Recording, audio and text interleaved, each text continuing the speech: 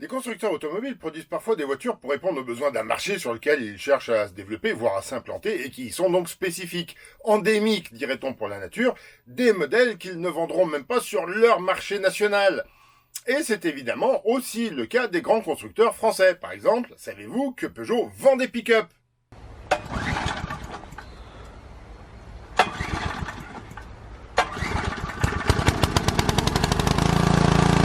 Non, non, je parle pas de la longue tradition du Lion qui transformait ses berlines bourgeoises en milieu de carrière en utilitaire à ridelles et bâches depuis la 202 jusqu'à la 504 qui, en plus d'avoir eu une version d'Angel 4x4 et d'avoir été Papa Mobile, a été produite de 1968 jusqu'en 2005 au Nigeria. Un pays qui n'était probablement pas sur votre carte de l'industrie automobile dans le monde. Non, non, Peugeot vend des vrais pick-up, des utilitaires neufs, mais pas chez nous. Désormais, Peugeot vend le Landtrek. En réalité, le Landtrek est un véhicule de son partenaire chinois Chang'an, produit en Chine et en Tunisie, qui remplace le précédent pick-up nommé Pickup, qui était, lui, issu du catalogue Dongfeng et basé sur un Nissan Navara de 97. Et depuis Stellantis, le même véhicule est également écoulé sous les badges de Fiat, Titano et Ram 1200, 1200, je pense. Il a même été restylé en 2024 et en a profité pour recevoir des moteurs Fiat. Et la 207 Pickup, vous connaissez? La 207 Pickup, c'est le Hogar, produit au Brésil de 2010 à 2014, une carrière relativement courte. Il s'inspire stylistiquement du concept H2O, avec un train arrière de partenaire sur un châssis de 207 SW. Mais si vous regardez bien la forme des portières, vous comprenez vite la supercherie, la 207 brésilienne n'est autre qu'une 206+. Les phares arrière proviennent de la 1007, rien ne se perd, et elle aussi a servi de Papa Mobile en 2015 à Cuba. Vous avez déjà entendu parler de la Citroën 206 ? La Chine représentait dans les années 90 à 2010 une sorte d'Eldorado pour les constructeurs automobiles. Plus d'1 milliard d'habitants, même pas 50 000 voitures produites par an, une expansion prévue à plusieurs millions de véhicules particuliers d'ici quelques années. Bref, il fallait y être et PSA y était depuis 1984. Plusieurs usines, plusieurs co-entreprises, des personnels encadrants français avec toute une petite ville d'expatriés tout à leur service et des ventes plutôt encourageantes, le marché devenant le plus important du groupe après l'Europe. La 206 se voulait une vocation quasi mondiale et elle est donc produite sur place, y compris dans une version 207 Cross. Et puisque Citroën est aussi sur ce marché, elle a eu droit à sa déclinaison, la C2, qui n'a donc rien à voir avec la C2 que nous avons connue, mais qui a eu droit à sa version Cross et même à une version VTS de 102 chevaux. Restons dans l'empire du milieu avec la 408. L'image vous surprend. Si par Peugeot 408 vous ne pensez qu'à la berline SUVisée de 2022, vous passez à côté de tout un pan de la culture socialienne. La Chine étant un porté prometteur sur lequel Citroën réalise à l'époque des ventes importantes, Peugeot veut en profiter. Il a tenté sa chance, mais ça a été un échec avec les 504 et 505 dans les années 80. Peugeot profite donc du partenariat de Citroën avec Dongfeng pour produire la 307 en version tricorps, donc à coffre, mieux adapté au marché dit émergent. Ouais, le haillon ça fait utilitaire, alors que le coffre ça fait statutaire. Le Lion lancera en 2010 une 408 inconnue chez nous, c'est cette même 307 de 2007 avec un coffre différent. Et avec une numérotation qui se termine en 8, car le 8 quand on le retourne ça dessine le symbole de l'infini et c'est considéré comme un chiffre porte-chance en Chine. Et c'est vraiment la raison principale pour laquelle toutes les Peugeot actuelles sont bloquées au numéro 8. Attention, parce que l'année d'après, il existera aussi une 308 Sedan. Sedan, c'est-à-dire un coffre, qui ressemble comme deux gouttes d'eau. Toujours en Chine. Toujours sur la base de la même 307. Et le lion à l'envers est d'origine, je n'ai pas retourné la photo. Elle est placée un cran plus bas dans la gamme puisqu'au lieu d'utiliser la base du break SW, elle se contente d'ajouter un sac à dos à la 5 portes que l'on connaît, offrant donc moins d'espace pour les passagers arrière. La 408 est restylée en 2013 avec un nez plus proéminent et le logo sans le soulignage, puis en 2018 en adoptant la nouvelle identité de la marque. Elle a également été produite en Russie, au Brésil où elle a participé au championnat Stock Car équipée d'un gros V8.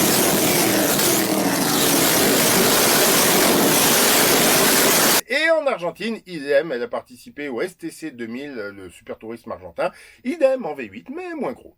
Donc la 307 de 2007 est déclinée en deux berlines à coffre. En Chine, en Russie et en Amérique latine, la 308 Sedan sur la base de la 307 5 portes et la 408 sur la base du break 307 SW à l'appartement plus long et donc à l'intérieur plus spacieux. En 2013 apparaît chez nous la nouvelle 308 qui débarque sous le nom de 308S sur ces marchés où perdure la première génération. 308S qui sera à son tour décliné en 308 Sedan et même en 408 dès 2014. Donc on a eu 4 308 à coffre différentes disponibles sur le marché chinois en même temps. Et après tout, c'est la stratégie adoptée par Volkswagen, qui multipliait les co-entreprises qui produisaient toutes des Santana et des Jetta, mais à chaque fois un tout petit peu différentes, sauf que pour Peugeot, les chiffres de vente n'ont jamais décollé. Cette nouvelle 408 sera restylée en 2018 et en 2022 pour se rapprocher des Peugeot européennes contemporaines et le partenaire Dongfeng en fera une version toute électrique, la Dongfeng Fengkang ES 600 qui ne change que quelques détails visuels comme la calandre et le logo évidemment. La première 408 commercialisée en France est vendue sous l'appellation 408X en Chine comme si c'était une bête version cross de la berline phare du Lion dans l'Empire du Milieu, mais c'est pas exactement celle que nous connaissons. Elle utilise toujours la même plateforme de 308 deuxième génération. Et il n'y a pas de trace sur le marché chinois de notre génération actuelle de 308, le groupe s'étant peu à peu retiré d'un marché sur lequel il représentait naguère 9% et même plus 1% ces dernières années. Attendez, je reviens sur la 206, cet absolu best-seller du Lion qui s'est exporté certes en Chine mais aussi en Malaisie sous le nom de NASA Bestari. Je crois qu'à l'époque, NASA importait des voitures de prestige. On retrouvait sur leur site web des marques premium, Maserati, Mercedes, Ferrari, Ducati, avant d'assembler en CKD toute la gamme Kia et la chinoise Hi-Fi Lobo. Puis la Bestari, qui est une 206 5 portes tunée avec un 1,4 litre à boîte de vitesse automatique et un foudre de guerre. Environ 10 000 exemplaires produits en 4 ans, puis NASA prendra en charge l'assemblage officiel des Peugeot, Citroën et DS pour toute l'Asie du Sud-Est, dont la 207 qui n'est autre qu'une 206 à coffre. Mais ce ne sont pas les seules 206 étrangères. Peugeot a depuis longtemps des partenariats avec le constructeur Iran Khodro, la 405 étant une familiale confortable, robuste, bien pensée, destinée à une carrière internationale, y compris aux USA, et donc en Iran. Ne me demandez pas comment le partenariat a été passé, mais on sait que le pays a aussi produit des Renault sous licence, devait donc y avoir des relations diplomatiques privilégiées à l'époque. Iran Khodro a d'abord assemblé la 405 avec des pièces venant de France avant de produire la quasi-totalité de ses fournitures localement. La voiture a ensuite évolué en Persia, puis en Saphir, ou encore en Pars, et finalement en Pars Plus en 2023.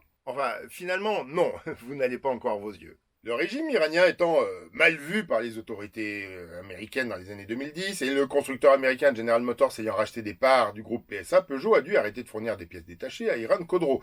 Mais eux avaient toujours besoin de produire des voitures, donc ils ont fait évoluer le modèle, tout d'abord en propulsion, en adaptant une carrosserie moderne de 405 sur la base technique de la Paycan qu'ils produisaient déjà auparavant, qui était une Hillman Hunter de 1966. Ce qui nous vaudra l'Harrison, une belle version pick-up qui nous rappelle justement celle auquel le Lion nous avait habitués par le passé, une berline familiale transformée en plateau à propulsion, avec un corps de 405 mais un cœur d'Hillman des 60s. Iran Khodro, souhaitant moderniser sa gamme, lancera en 2001 ce qu'il appelle la première voiture totalement conçue en Iran qui n'est autre qu'une 405 recarrossée, qui évoluera en Soren puis en Dena en 2015, laquelle aura droit à une version turbo, la Javanan. J'avoue ne pas savoir où en est la production, vu la situation géopolitique actuelle du pays, mais j'ai l'impression que les productions chinoises prenaient progressivement la place des références françaises. Sur le même principe que la 405, Iran Khodro produira à partir de 2001 la 206, sortie chez nous quelques années à peine plus tôt, tout d'abord en CKD, c'est-à-dire des pièces détachées envoyées de Vesoul et assemblées sur place, puis en intégrant de plus en plus la production. Mais surtout, Iran Khodro fait développer par Peugeot la 206 SD. SD pour sedan, c'est-à-dire une berline tricorps, c'est-à-dire 4 portes avec un coffre. Puis, pareil, les sanctions américaines de 2010 amènent Peugeot à se retirer de ce qui était devenu son deuxième plus gros marché en volume, et la fabrication des pièces en local augmente, sans reverser de droits de licence puisqu'il n'y a plus de partenariat, mais il y a toujours le logo Peugeot. Puis vient le développement de la 207i. C'est comme une 206+, mais conçue totalement localement, donc il y a des différences, notamment l'intérieur ou l'infotainment. Et arrive la Runa, elle aussi présentée comme voiture 100% iranienne, alors que la 206 à coffre s'y reconnaît au premier coup d'œil. Ce qui est marrant, c'est que, histoire de boucler la boucle, la Runa sera produite en CKD, en Syrie et en Azerbaïdjan, c'est-à-dire des pièces détachées envoyées d'Iran et assemblées sur place.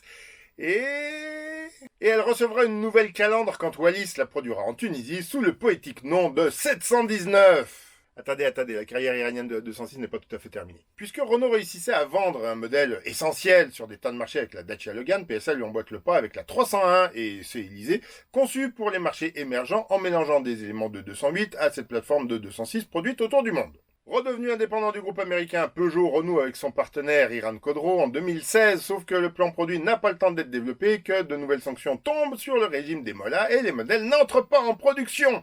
Sauf que on a presque tout pour faire, alors on fait la Tara, une 301 avec des faces avant et arrière spécifiques, et quelques problèmes de mise au point.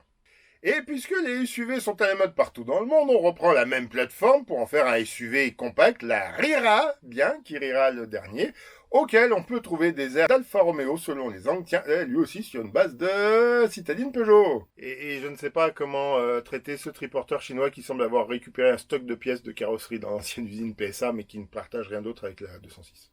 Alors, je vais enchaîner avec la Partner rapide. Vous en avez assez des fourgonnettes modernes, lisses et insipides et rêvez de gros cubes comme au bon vieux temps des C15 Express Acadian. Le Partner rapide est fait pour vous. Problème, on ne le trouve qu'au Brésil.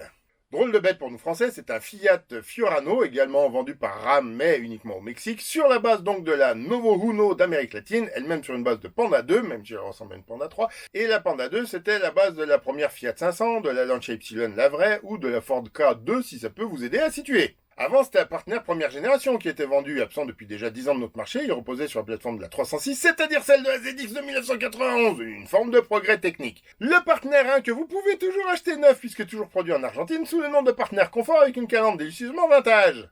J'arrête là ce tour du monde des Peugeot que nous n'avons pas eu en France, en espérant qu'on continuera d'avoir des Peugeot en France. Je vous dis à bientôt pour de nouvelles vidéos. Likez, commentez, abonnez, partagez.